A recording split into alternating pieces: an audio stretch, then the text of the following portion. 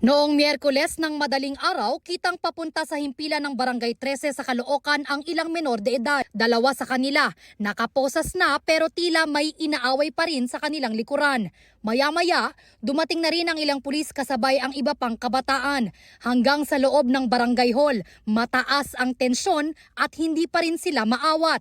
Sangkot ang mga menor de edad sa away kalsada na nauwi sa pisikalan. Ayon sa barangay, sa bahagi na to ng A. Mabini Street na ilang metro lang ang layo mula sa simbahan, sumiklab ang rambulan na kinasangkutan ng humigit kumulang 10 menor de edad.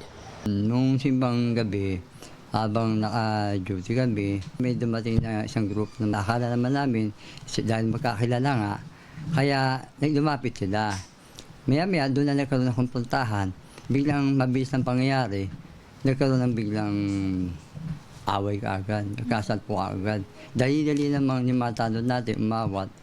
Nakainom umano ang mga menor de edad na sangkot sa rambulan. Galing sila sa birthday.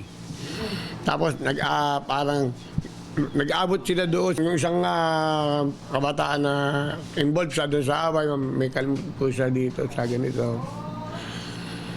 Parang sampalan, kalimutan, sabunutan. Wala po silang mga dalang mga bagay na nakakapinsala o nakakamatay. Nadamay rin daw ang dalawang motor na nakaparada sa may simbahan. Sa dami po ng mga tao, yung dalawang motor na nakaparada, parang nasagi, bumagsak yung dalawa. Wala naman sira, tumumba lang.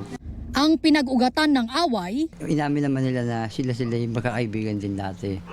Na nagkaroon ng tampuhan, na lumala yung tampuhan nila, kaya sila nagkaroon ng away. Parang ay pumayag na makabati niya yung dati niyang kaaway. Away barkada lang.